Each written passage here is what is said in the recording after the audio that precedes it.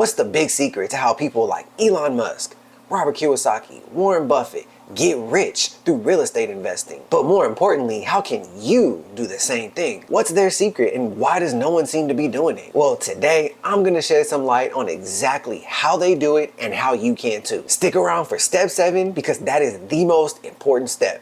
Let's talk. Welcome to Real Estate Talk.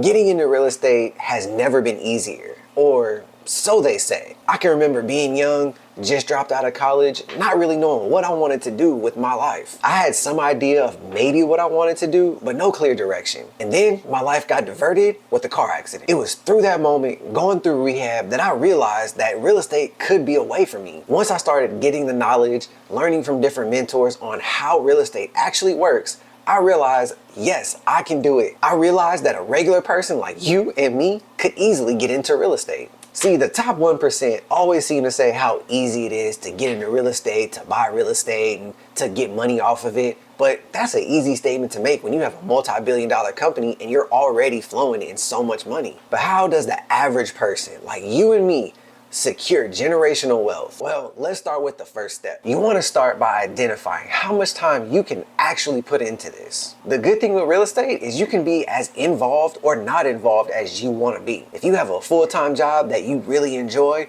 you have kids, you have a family, you just got a lot going on, but you want to start making money passively, you can do it. And if you don't have a lot of time, then you should probably get with an agent, get with someone who understands the market, understands the area to help you find the right property. But if you have just a lot of time and you want to make this your full-time job or career moving forward, then maybe starting with something like the BRRRR method is right for you. The key is to just find what works best for you and your life. We all have different lives, and that's okay. But the goal with real estate is to create an opportunity so you can choose if you want to have generational wealth and not work. With that identified, let's move to step number 2. You have to know how much money you have available to invest. It's a nice thought that we all want to go out and buy a multi-million-dollar complex, but that costs millions of dollars. And we don't all have that. You can get started in real estate with as little as a few $100s all the way up to tens of thousands. But it is critical to know how much you have and how much you can afford to invest. Let's say you only have a few $100s available, maybe $500, $600, $700 available, and you want to start doing something with it. Well, you can.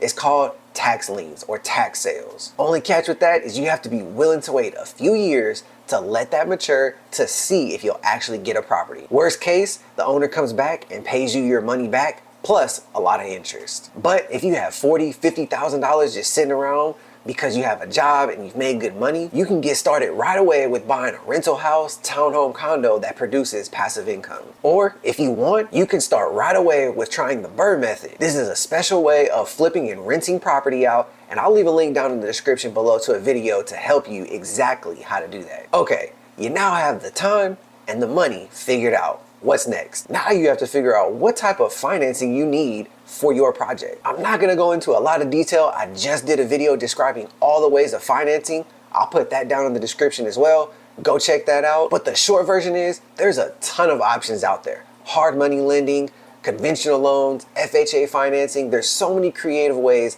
of financing a property. You just have to figure out what works best for you. Trust me, the biggest investors leverage debt to get tax-free cash flow.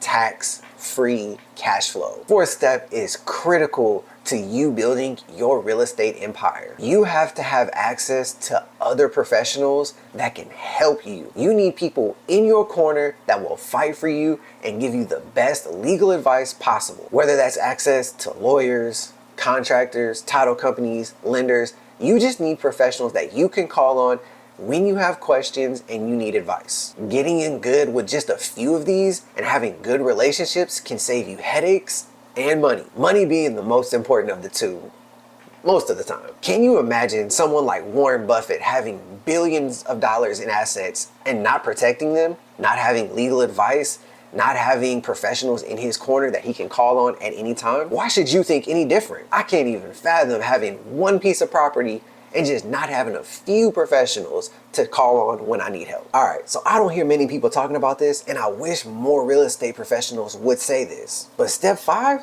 is having the right insurance in place for your property. Please tell me that you all have the right amount of coverage with the right amount of protection for your properties. If not, go out right now and get it. How devastating would it be to have a multi-million-dollar property and you don't have enough coverage? Sure, the bank is going to want a minimum amount to protect their loan, but the minimum sometimes just isn't enough. Just think about this. You have a tenant that has a space heater on. They accidentally leave it on and forget it overnight. It sparks, it catches fire, and it burns half of your building down. And let's say you have a policy that will cover up to $500,000, but now it's gonna cost $600,000. Well, now you're gonna be out of pocket $100,000 just to get it back. On average, there's around 358,000 house fires every year in the US. You hope that's never the case or anything like that happens, but the reality is it does. There are so many different types of insurances out there. Please, get yourself a good insurance agent that can help you. But if you happen to be someone who goes to Vegas all the time and wins, then by all means, take that risk. Speaking of risk, another risk I don't like taking is not knowing what types of properties do good in my area. There are so many different property types. You have attached single family, detached single families, you have ADUs, you have townhomes, you got condos, and it can be daunting to try to figure out what does good in your area. But stopping to take the time to do the research and or working with a local professional can help you tremendously. For example, out here, South Louisiana, duplexes, triplexes, fourplexes don't do as well as a townhome or a regular house. But in your area, it may be completely different. Duplexes, triplexes may be amazing, and condos and townhomes just don't simply do that well. The goal is just to know what does well in your area. Now, the moment you've all been waiting for, step number 7. Step number 7 is massive because it can easily save you tens of thousands of dollars every single year, and of course, doing it legally. Don't let Uncle Sam take your money from you through taxes legally. Uncle Sam is always looking for his cut, and he is going to be right there waiting for you if you're not careful. There are 2 main ways that he can get money from you as a real estate investor. The first way is you have your normal rents and cash flow. If you don't have enough expenses to offset how much cash you're bringing in, Uncle Sam is coming for you. This is where working with a CPA is critical to make sure you have enough write-offs that you can offset the income that you bring in. And usually, this is not that hard to achieve. The second way, and probably the biggest way, is through capital gains tax. Capital gains tax is simply you have enough equity and appreciation in a property, you go to sell it, you collect that money, and Uncle Sam wants a piece. He can take up to 28% if you let him. But I'm not gonna leave you in the dark. How do the rich and the wealthy avoid this? It's very simple. It's called a 1031 tax exchange. This is how the wealthy stay that way. And it's actually a pretty simple concept. Let's say you buy a property for $200,000.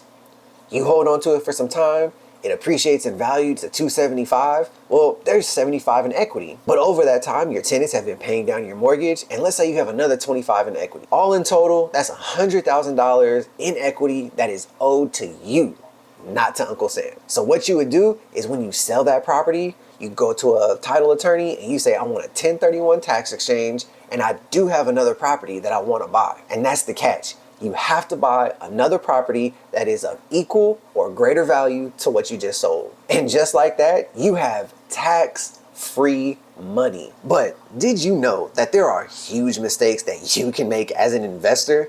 Go ahead and click this video right here to learn what they are and how to avoid them.